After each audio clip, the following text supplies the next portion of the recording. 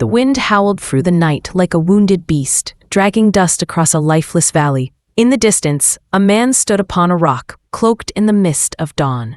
His voice trembled but did not break. "O my people, worship Allah. You have no deity but Him. Indeed, I fear for you the punishment of a tremendous day." Qur'an 7:59. That man was Nuh alayhi salam, one of the earliest messengers of Allah, chosen at a time when mankind had almost forgotten its creator. The world before the flood, hundreds of years had passed since Adam alayhi salam. Humanity had multiplied and spread across fertile plains and valleys. Life was comfortable, crops grew easily, and the people of Nuh alayhi salam's nation were blessed with strength and long lives. But blessings, when not met with gratitude, turn into tests. After Adam's descendants became numerous, they began to honor the righteous among them, pious men who reminded others of Allah: Wad, Suwa, Yaghuth, Ya'uq, and Nasr. When these men died, Shaitan whispered to their people, "Build statues to remember them. They will remind you to do good." So they built them. Generations passed. The purpose of remembrance faded. The statues, once symbols of piety, became idols of worship. Humanity fell from the light into darkness, and Allah sent to them a man from among themselves, Nuh alayhi salam, son of Lamech, descendant of Idris, Enoch. The first revelation one silent night. As the stars hung above like pearls upon black velvet, Nuh alayhi salam withdrew into the hills to worship Allah. His heart burned with sorrow at the sight of his people's idolatry. He prayed until tears darkened the soil beneath his face. Then the command came, not through thunder, but through peace. Indeed, we sent Nuh to his people, saying, "Warn your people before there comes to them a painful punishment." Qur'an 71:1. The earth seemed to pause. His heart trembled. He had been chosen. The call to truth. The next morning, Nuh alayhi salam walked into the marketplace. The air smelled of roasted grain and wet clay. Merchants shouted, children laughed. But when Nuh raised his voice, the world seemed to hush. "O my people, I am to you a clear warner. Worship Allah alone. Seek His forgiveness. He will send rain upon you in abundance and increase you in strength and wealth." Qur'an 11:25-26. The people turned listening. Some frowned, others smirked. Then laughter broke the silence. "Has Nuh alayhi salam lost his mind?" one said. "Does he want us to abandon the gods of our fathers?" Another mocked. An elder, proud and bearded, spat to the side. "He's just a man like us. If Allah wanted to speak, He'd choose someone greater." But Nuh alayhi salam did not falter. He spoke again and again, in the market, at the riverbank, in the valleys, under the stars. When the crowd mocked, he smiled. When stones were thrown, he prayed. "My Lord, I have called my people night and day, but my call has only increased them in flight." Qur'an 71:5-6. A prophet's patience. Years passed. Nuh alayhi salam invited his people with gentleness, with logic, with compassion. He told them about the wonders of creation, the heavens above them, the rivers that nourished them.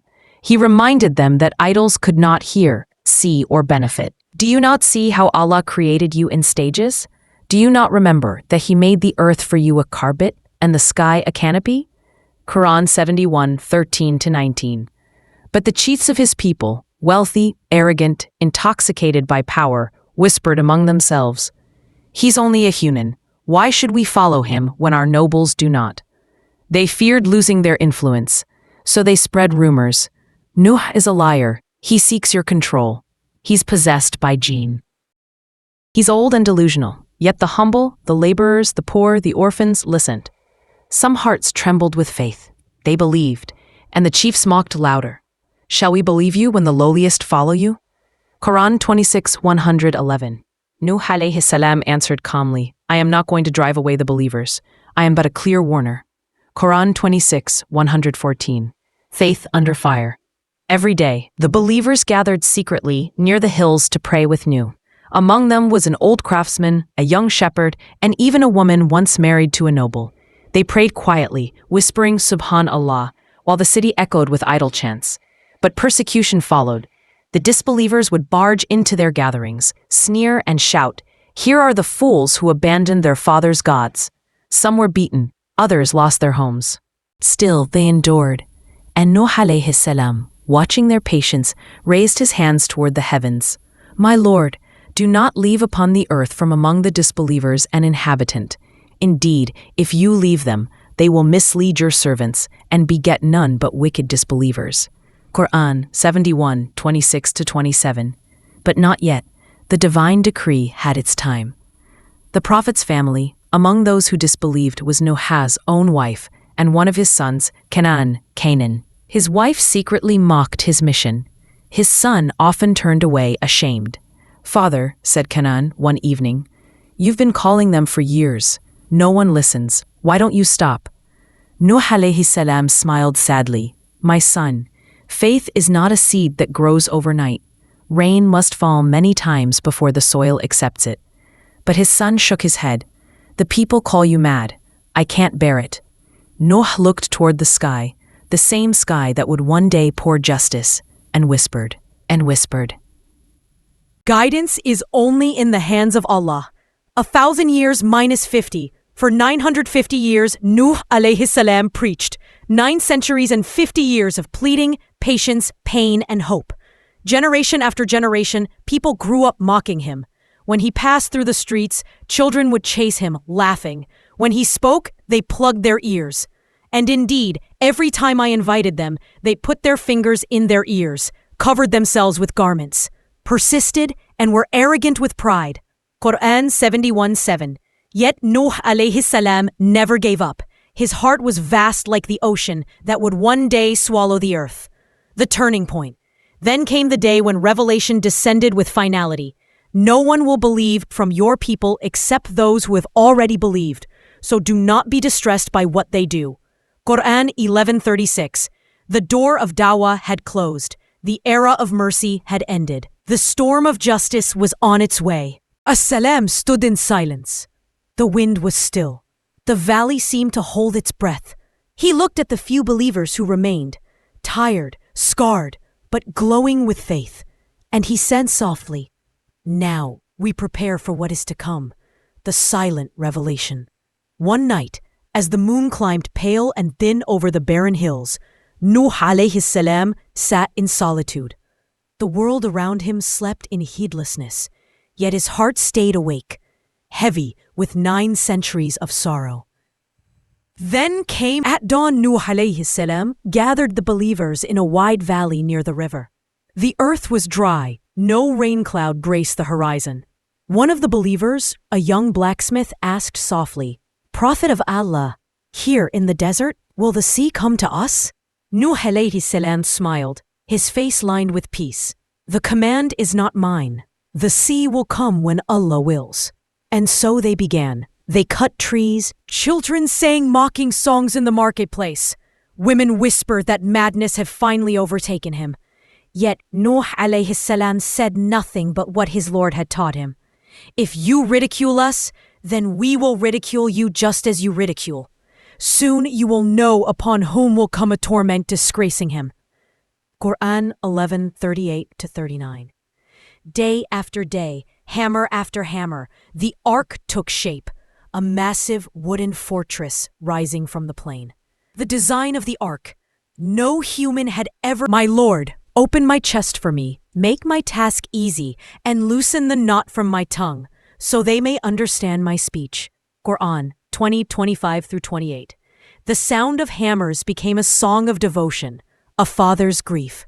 While Nuh alayhi salam worked, his wife and son watched from afar. His wife scoffed openly, whispering to the nobles about his progress, spreading every detail to fuel their mockery. His son, Canaan, sometimes approached, torn between blood and belief. Father, he said once, if this ship were to float, it would need a miracle. Nuh alayhi salam looked up, sweat glistening on his forehead. My son, faith itself is the miracle. Do you not see that Allah can make the sea rise from beneath your feet? Canaan shook his head and turned away. The patience of the Prophet. Years passed as the ark grew. Some say its construction spanned decades. Yet Nuh alayhi salam never complained. His beard whitened, his back bent, but his resolve only strengthened. He would often stand before the half-built ship, his hands trembling in dua. My Lord, I am defeated, so help me. Qur'an 54:10. And Allah's help was near. The signs of the storm. When the ark was completed, tall, wide, sealed with pitch, shining in the sun like polished amber, Nuh alayhi salam waited for the next command. Then came the sign. When our command comes and the oven gushes forth, load upon it 2 of every kind and your family, except those against whom the word has proceeded, and the believers. Qur'an 11:40. The oven tanur, a clay furnace built into the ground, suddenly burst with boiling water. Steam hissed into the air. The earth trembled. Nuh alayhi salam knew the decree had arrived. ... The gathering of the creatures. Under darkening skies, the believers watched in awe as pairs of animals began to approach the ark. Lions and lambs side by side, wolves calm beside deer, birds fluttering in flocks overhead. The people who mocked now stared, speechless. How can this be, they whispered. Have the beasts also gone mad? But the signs grew clearer. Springs burst from the soil, rivers overflowed, clouds gathered heavy and black. Inside the ark, Nuh alayhi salam directed each creature gently. To each there is a place, he said, for Allah's mercy embraces all. The believers entered one by one, silent except for whispered tasbih. The last conversation, Nuh alayhi salam called out once more to his son. O my son, embark with us, and do not be with the disbelievers. Qur'an 11:42. Canaan stood upon a distant hill, arms crossed defiantly. I will climb to a mountain. It will protect me from the water. Nuh alayhi salam cried, there is no protector today from the decree of Allah, except for whom He shows mercy. But before the words faded, a wave rose between them, vast as a mountain, and his son was gone. The Prophet's heart shattered, yet his tongue did not accuse his Lord. Tears blended with the rain. He whispered only, indeed, to my Lord I return. The gates of heaven open. Thunder cracked the sky. Lightning speared the clouds. The heavens poured torrents of water, while fountains erupted from beneath the earth. So we opened the gates of the sky with pouring water, and caused the earth to burst with springs. And the waters met for a matter already decreed. Qur'an 54:11-12. The ark lifted, gently at first, then powerfully, carried by waves that swallow valleys and mountains alike. The people who had laughed now screamed, clinging to trees, rooftops, and idols that shattered under the flood. Nuh alayhi salam looked from the deck. Grief mingled with awe, and said softly, My Lord, do not leave upon the earth from among the disbelievers an inhabitant. Qur'an 71:26. A scene of mercy and judgment. Inside the ark, darkness reigned except for the faint glow of lamps. The believers recited dhikr, while the animals rested in perfect calm. Outside, the world that had mocked the truth dissolved beneath the flood. For days and nights the ark sailed. Some narrations say 6 months, guided by the command of Allah alone. The waves struck like mountains, yet the ship did not falter. And it sailed with them through waves like mountains, and Nuh called out to his son, but the wave came between them. Qur'an 11:42-43. Faith, not wood, was what truly carried they. The end of the flood. Then one morning, silence. The rain ceased. The clouds began to part. The sun broke through, spilling gold upon endless waters. And it was said, O earth, swallow your water, and O sky, withhold. And the water subsided, and the matter was concluded. And it settled upon Mount Judy, and it was said, Away with the wrongdoing people. Qur'an 11:44. The ark came to rest upon Mount Judy, a peak between the lands of modern-day Iraq and Turkey. Nuh alayhi salam fell to his knees in sujood. His tears flowed freely for his people, for his son, for the mercy of his Lord. The covenant of renewal. Allah spoke to his faithful servant, O Nuh alayhi salam, disembark in peace from us, and blessings upon you and upon nations from those with you. Qur'an 11:48. The doors of the ark opened. The survivors stepped onto new earth, fresh, cleansed, waiting for life again. As-Salam looked upon the horizon, breathing the scent of renewal. The journey of mankind would begin again, but this time with faith rooted in the remembrance of the storm. The first dawn after silence. The storm had ended. For the first time in many months, the wind no longer screamed. The earth smelled of wet soil and rebirth. When Nuh alayhi salam stepped out of the ark, the air was still heavy with mist. The mountains glistened like polished stone. He placed his forehead on the ground and whispered, All praise is due to Allah, who has saved us from the wrongdoing people. Qur'an 23:28. The survivors, men, women, children stood behind him, their eyes wide at the sight of a cleansed world. Every leaf, every rock seemed new. The silence of creation was so deep that even the breath of the Prophet sounded like prayer, a prayer of gratitude. Nuh alayhi salam gathered the believers and said, Let us begin this world again, but let our first building be a masjid, not a market. Upon Mount Judi, they built a simple place of prostration, 4 stones and an open roof. The Prophet led them in sujud, tears falling as he recited, My Lord, cause me to land at a blessed landing place, and you are the best of those who bring to land. Qur'an 23:29. They prayed until dawn spread across the peaks like fire on silk. The covenant. When their prayers ended, revelation came once more. O Nuh alayhi salam, disembark in peace from us and blessings upon you and upon nations from those with you. And nations we will grant enjoyment. Then a painful punishment will touch them. Qur'an 11:48. These words carried both mercy and warning. Allah promised that faith would survive through Nuh alayhi salam's descendants, but disbelief would one day return.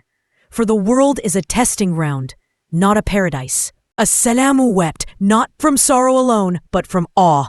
He had witnessed the wrath of Allah and now tasted his forgiveness. The world reborn. They descended from the mountain and found fertile valleys waiting beneath. Rivers sparkled again. The soil was rich. Animals spread out, pairs separating to fill the earth. The believers worked together, planting crops, shaping homes from clay, and praising Allah at every step. For the first time in generations, the name of Allah alone was worshipped. Every evening, Nuh alayhi salam would walk through the new village. The children would run beside him, tugging at his robe, asking him to tell them stories of the ark. He would smile and say, The ark was not a ship of wood, it was a ship of faith. Whoever clung to belief floated. Whoever trusted the world drowned. A father's wound. Even in peace, Nuh alayhi salam's heart carried a scar. Often at night, he would stand beside the flowing river and stare at the horizon where the flood had swallowed his son. He would whisper, My Lord, my heart remembers, though my tongue accepts. You are most just, most merciful. And revelation reminded him gently, He was not of your family. His deed was other than righteous. Qur'an 11:46. This was a lesson for every believer, that kinship of blood does not equal kinship of faith. The lessons to his people. Years turned into decades once again. Nuh alayhi salam gathered his people often beneath the trees to remind them of their purpose. His words became a legacy. Remember the day when the sky rained without mercy. It was not water that drowned them. It was arrogance. Beware the idols of your heart. Wealth, pride, envy, for they are heavier than stone idols. When a man bows to his desire, he has already begun to sink. The believers would nod, and their children would memorize his counsel. Nuh alayhi salam taught them to build with honesty, to judge with fairness, to feed the hungry, and to never forget the unseen world. The spread of generations. From these few believers, nations would emerge. Among his descendants would come prophets like Hud, Saleh, Ibrahim, and Muhammad sallallahu alayhi wasallam. Allah made Nuh a second Adam, a father of the faithful who survived the storm. And we made his descendants those who remained. Qur'an 37:77. His story became a thread woven through every scripture, a reminder that truth always survives the flood. The Prophet's final years. Centuries passed once more. Nuh alayhi salam grew old, older than any man alive. His beard was white as snow, his back bent, his eyes still bright with remembrance. One evening, as the sun sank behind the hills, an angel appeared and greeted him with peace.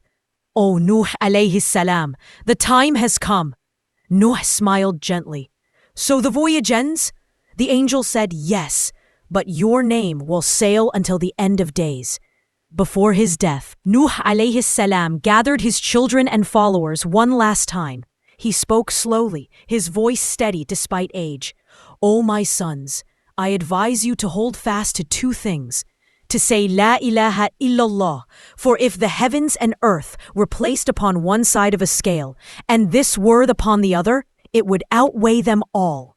And I warn you against shirk, for whoever associates partners with Allah has chosen loss everlasting." The people wept. The Prophet smiled. His mission was complete. The death of Nuh alayhi salam. He lay down, facing the Qibla of his time, whispering La ilaha illallah. His soul departed peacefully, like a flame returning to light. The earth grew silent once again, but this time not from destruction, from reverence. The angels descended, wrapping the valley in unseen radiance. The believers buried their prophet with tears and gratitude, for he had carried mankind through both storm and salvation. The eternal message centuries later. Allah honored him in the Qur'an with these words, "Indeed, he was a grateful servant." Qur'an 17:3. Peace be upon Nuh among the worlds. Indeed, we thus reward the doers of good. Qur'an 37:79-80. And the Messenger of Allah, Muhammad sallallahu alayhi wasallam, said, "The first messenger sent to the people of the earth was Nuh alayhi salam." Sahih al-Bukhari. His story became more than history. It became a mirror for every generation. When faith feels drowned by sin, when truth is mocked by the masses, the heart of Nuh whispers, "Build your ark of patience and wait for the command of your Lord." Reflections for our time. The flood of today is not of water, but of temptation. The idols of today are not stone, but ego. Yet the ark still exists, for whoever believes, obeys, and perseveres. When your prayers seem unanswered, remember Nuh calling for 950 years. When the world mocks your modesty or faith, remember his patience beneath ridicule. When you lose something dear, remember the Prophet who watched his sons sink, yet said, "Indeed, to my Lord I return." The story of Nuh is not a tale of a storm. It is a testimony of steadfast faith.